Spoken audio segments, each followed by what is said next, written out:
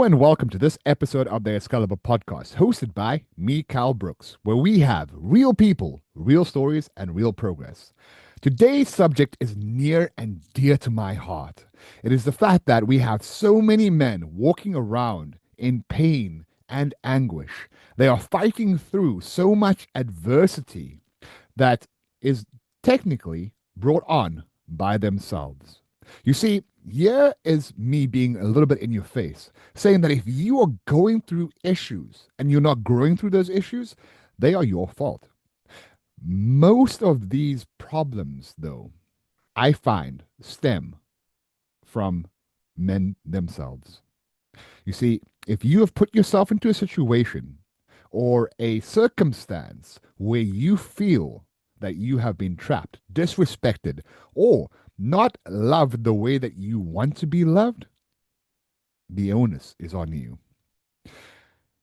One of the books that I synergize with very well is called The Rational Male by Rollo Tomasi. He speaks about the fact that as men, we need to present ourselves in such a way that we're able to overcome any adversity and realize that the women in our lives are going to continually test us. Why do they do that? Why do they still throughout these tests, even though you've been married to them for 3, 4, 5, 6, 7, 8 years? There is a rationale behind that. And the reason is they need to continually affirm the fact that they have made the correct decision as being in a relationship with you. Whether you have children or not, that means nothing compared to the principle and the system which he calls female hypergamy. It is the circumstance where evolution has created a ability for a woman to move on from a relationship within an instant. Okay? Where does this stem from? This stems from back in the day where there were various different tribes. And usually what happens is that in that tribe, you'll have peer bonding. You'll have a male and a female, and they will connect, they'll have children, and they will live out their lives. But there's another tribe up the road. That tribe comes through with many men that are stronger, better fit, and have the capability to kill everybody in that circumstance or then the current tribe that they are visiting. So they'll come through, they'll kill the children, they'll kill the husbands, but they will leave the woman and they will try and peer bond with those women. Now, for anybody to have their child and their spouse or their partner killed is an astronomical occurrence. It is something that is excruciating to go through.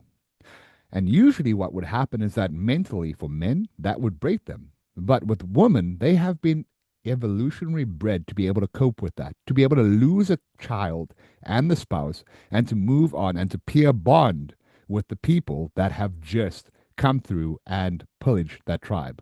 It's a survival mechanism. What you have to realize is that we, on our fundamental level, are still animals.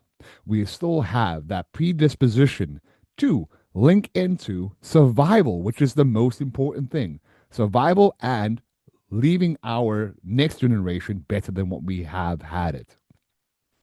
Therefore, if you look at it from that perspective, if you look at it from the perspective of, regardless of what I do as a man, if I'm providing for my woman, if I am looking after the house, looking after the kids, but not looking after myself, that's your fault that she is cheating on you. That's your fault that she doesn't find you attractive. That's your fault that she disrespects you. It is your fault because you have not looked after the most important person in the relationship, and that is you. You might want to argue with me on that fact, but if you think about it from this perspective, when you have the safety briefing in an airplane, who did they tell you to put the oxygen mask on first? That's right, you. Why? Because you can't help anybody else if you are passed out. Therefore, number one, You could be providing as much money as you want to.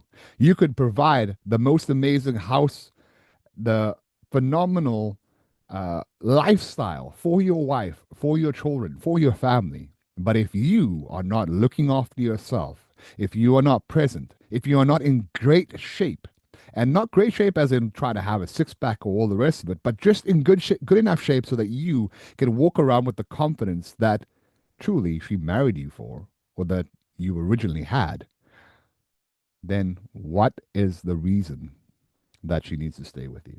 What is the reason that there is an affiliation or a loyalty behind that? Because you're not even loyal to yourself. You're walking around with a muffin top floating over your belt line, and you think that your wife owes you something. You think that your partner owes you the affiliation and loyalty and respect. No, sir. If you don't respect yourself, how can you demand it from somebody else? How can you expect anyone else to love you if you don't love yourself? Number one, if you want to be able to mitigate a divorce, a breakup, or anything along those lines, you need to focus on who you are as a person. Get in touch with the person that you were meant to be by filtering out all the bullshit that is in your life. How many subscriptions do you have as a man? Probably HBO, Paramount, stuff for ESPN. Every single one of these things is useless. They detract from who you are. You see, if we leave this earth without delivering our message, the world would be worse for it. Therefore, our purpose in life should be filtered into and focused on before our misses. Or to put it another way, most people say, happy wife, happy life. I scratch that. I say, put your mission before your misses. And if you do that, I guarantee that she will respect you and she will be a partner alongside you. How do I know this? How do I understand this? If you look at every single programming and conditioning that women have been raised up on, look at every single one of the Disney movies. When a princess meets the man, it's usually because he's on a mission. You look at Shrek, he's on a mission to go and save her. You look at Sleeping Beauty, he's on a mission to do something. You look at Cinderella, he's also on a mission to do something. Tarzan, he's living his own life. Every single one of these have conditioned the female brain to focus on a man that has value already, that has something outside of her that she can join him on the journey for. Therefore, if we understand this, if we focus on our God given purpose and mission that we have been sent here to earth to deliver, we will be successful because we are focusing on and making progress on a ideal that we deem as necessary. Where most of the hiccups come in, where most of the issues come in, is the fact that as men, there's this stigmatism, outdated programming that if I provide my wife with the lavish lifestyle that has been culminated and created in the 1960s, a housewife circumstance where she has the ability to stay at home, to be a homemaker and look after the kids, we think we've been taught that this is the ideal circumstance. And now, don't get me wrong, I believe that there are circumstances where that could be good. For example, in Europe or Eastern Europe, it tends to be a lot more prevalent because the cultural differences there afford that sort of circumstances. But if you're living in America, if you're living in the West, things change slightly. There's undeniable competition for time, attention, and all the rest of it.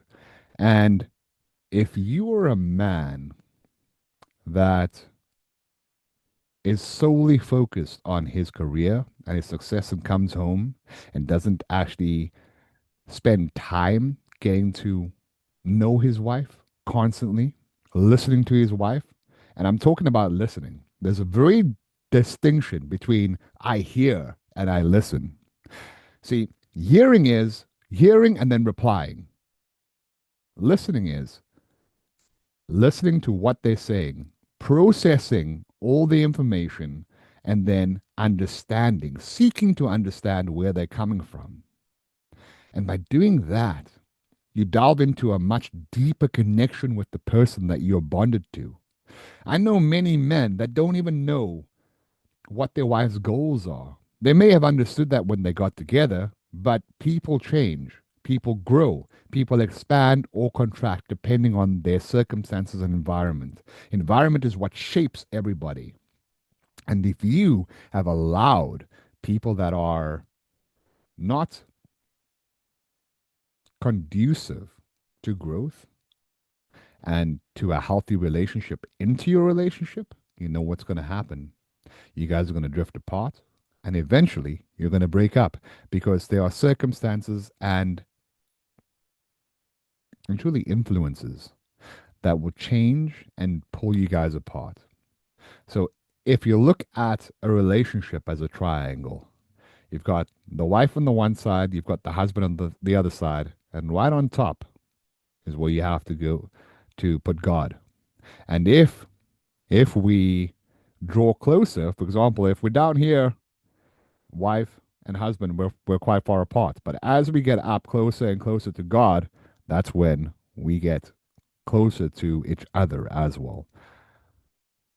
By focusing and by ensuring that we in, in, entwine ourselves with God, we will be stronger for both both relationships and both families. So coming back to it, if we as men truly, truly want to be better, if we truly want to have a relationship that is healthy and that's going to be conducive to growth in both circumstances, we have to understand ourselves first. We have to put ourselves first. We have to do the 6 F's that make up a successful man. Number one, the foundation is fitness. Why do we start with fitness first? You see, James 2, verse 17 states that faith without works is dead. Therefore, by understanding and putting ourselves into a circumstance where we are constantly challenging ourselves and pushing our physical boundaries down, we are progressing and looking after our temple with nourishment, with putting only the good things into it. We show God that we treasure what He has given us for free. Then we go up to faith. See, that's the next F. By believing in something, by putting our belief into something that is larger than us, we ensure that our mindset, our spirit, and our soul all intertwine into something that is going to afford us everlasting life. Then we put family as the next F. So it is fitness, faith, family. Now, this is a tricky one. You see, there's a saying that says, blood is thicker than water. But most people don't realize that this is the abridged version. They don't realize that's not the full saying, or that's the saying that's been manipulated so that other people can hold the family card over you. The full saying is, blood of the covenant is thicker than water of the womb, meaning that the family that you choose is oftentimes more critical and important than the family that you were born to. Take, for example, when you marry somebody, they normally become your family and take precedence over everybody else in your life, your mother, your father, all the rest of it, because you've abridged and you created a new family. This is the same with any other connection. Those family members that you truly connect with, or friends will become your family. Next, we have fellowship. It's the number 4F. Fellowship is important. Why? Because we want to ensure that we surround ourselves with the correct peer group. You are the sum of the 5 people that you spend the most time with and the books that you read over the last 5 years. If you are spending time with a whole lot of losers, a whole lot of drug users, a whole lot of people that are not making progress and have no goals, guess what? You're going to be the sixth person in that circumstance. But if you are with people that are fixated on growth, that are fixated on constantly improving themselves, that want to make progress in life, then you will be the sixth person in that regard. Next, number 5, we have finances. See, we all need finances as men. It's not the pinnacle of what makes you successful, but it helps you to navigate life. And I truly found that if you don't have the finances, if you have a weak financial statement, you don't have the ability to move around, to make the moves that you need to. As a man, you need that freedom to be able to get around. So fixate or focus on growing your finances into such a way that it allows you freedom. The last F that we have is follow. Follow your God given purpose as to why you were brought to this earth. You see, the odds of us being born are 400 trillion to 1, meaning that out of nearly 8 billion people in the world, you are unique. You have a message to deliver that only you can. And if you don't deliver that message, the world will be a lot worse off without it. So, by ensuring that we have a harmony of those 6 F's, that we control our fitness, our faith, our family, our fellowship, our finances, and following our purpose, we will, as men, be successful. By building that on that, that is when you will have a happy relationship. See, most people, when they look at this program, the Excalibur program and the Forge program, they only see the fitness side of things.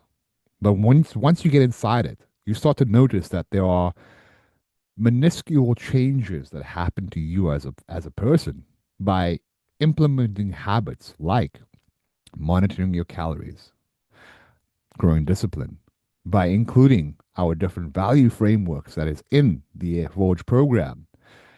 We change you to not becoming a new person, but uncovering the person that you were meant to be. See, our 4 fundamental core values as a warrior king are grit, drive, integrity, and honor. And by ensuring that we have that as our core, and at our core, we start to really, really dive into who the people are that are coming into the program and what they can be. That said, like Jocko says in his book, you have to take extreme ownership. It is your job as a man to lead the relationship, to lead the family, and to lead the household into prosperity. But prosperity is not just a financial figure or security, as we've discussed. You could do all those things and still have a spouse that doesn't respect you or treat you the way that you want to be treated, as well as cheat on you. And I've seen this coming from the male entertainment industry.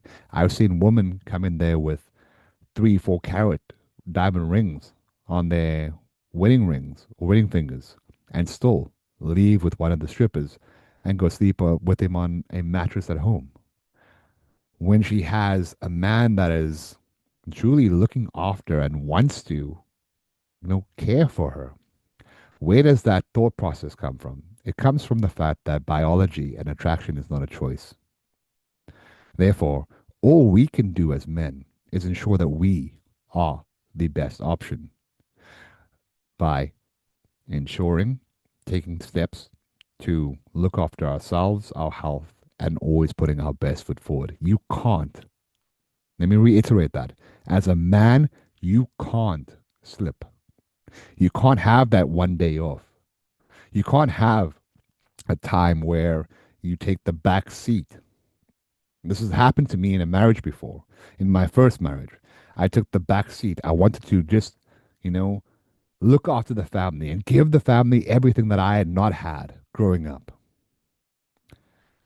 But in that circumstance, I had lost myself. I had let myself go. Finances were amazing. House was amazing. The family had everything that they needed, save for a strong head of the household, somebody that was in good shape. And again, I come back to the fact that when you're in good shape, you show up differently as a man. You're more confident. Your energy level is different. Your aura, when you walk into a room, you take ownership of that room. That is what the guarantee of being in shape does to you. It facilitates something that cannot be bought. Everything else after that is a byproduct of your image and your internal confidence. So, if we really and truly want to ensure that our relationships work better, we need to establish ourselves and our framework in the four pillar blueprint framework of a man, which is physical, mental, social, and financial. By having all those four legs harmonized, our table or our throne is perfectly balanced. But if one of those legs is chopped off, it will be a lot more difficult to sit on that throne. If two of them are chopped off, yeah, we won't be showing up the right way. And that's when everything else goes downhill. While while the program that I've developed is not one that is solely based on relationships, I can guarantee you that by doing this program and by going through the process, you will be a better husband, a better father, and a better man. I think that's all that we have time for today, guys. Yeah, I hope that you enjoyed the content today and you know where to find us. You can find us on Excalibur Coaching on either Facebook, TikTok, or Spotify if you're listening to this right now. I hope that you have a good day. And remember, where there are people, where there's a human being, there is a human story. Cheers.